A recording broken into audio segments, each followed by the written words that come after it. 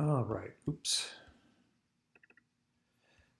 All right, for this example here for adding a checkbox, Linda, I'm gonna show you a good example of custom forms. I've cloned the 2021 annual adult registration. The annual registrations have loads of custom forms in them already for, saying whether you've taken a swim test or, doing the US rowing waiver and stuff. So I cloned this one so I can play with it and delete it and stuff. So I'm going to edit it.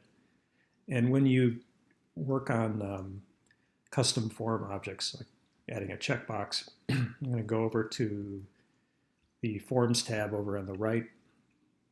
And since I cloned an existing registration, this one has a load of custom form objects. And I can select one and I can hit edit over here. And this happens to be a checkbox here saying that you had watched a US rowing video.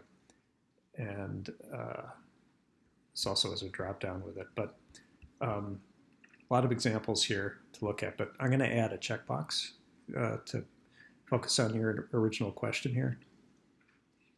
I said add, and you have a load of form types to choose from when you add a form. Drop down list things. And I would refer to these annual membership registrations for examples of these. But let's walk through making a checkbox. Give it a name.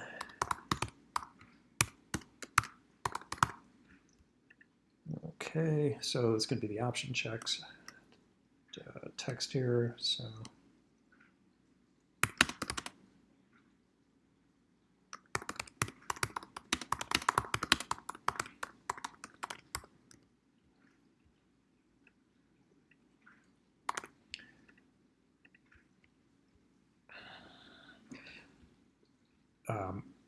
By default, this is checked for the option value, and let's leave it that way. All of these forms have a few settings about making it required. Sometimes this is a really good thing to do. For example, if the registration you're putting at this in, if you really need the person to answer it, you can say required. You certainly want it visible.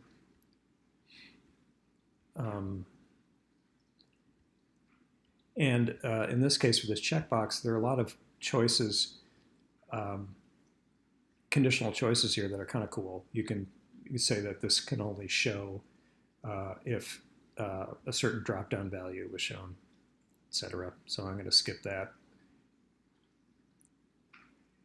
And you could go ahead and even associate a cost with this if you wanted to make this a add-on to an existing registration. If you wanted to make this an extra session on a sculling clinic or something, you could have a cost associated with it too. And I'm going to submit. And here is the checkbox test. So the other trick when making these things is that you can preview it and see what it's going to look like here. And here's the long bunch of form questions that were copied over from the annual registration. And here is the checkbox I made here, and the red asterisk saying that it's required. And I can go back to the question list, and here it is. And you can do other things in order to change the order of your form elements. You can move them up and down here. You can edit, you can delete, etc. So hope that's enough.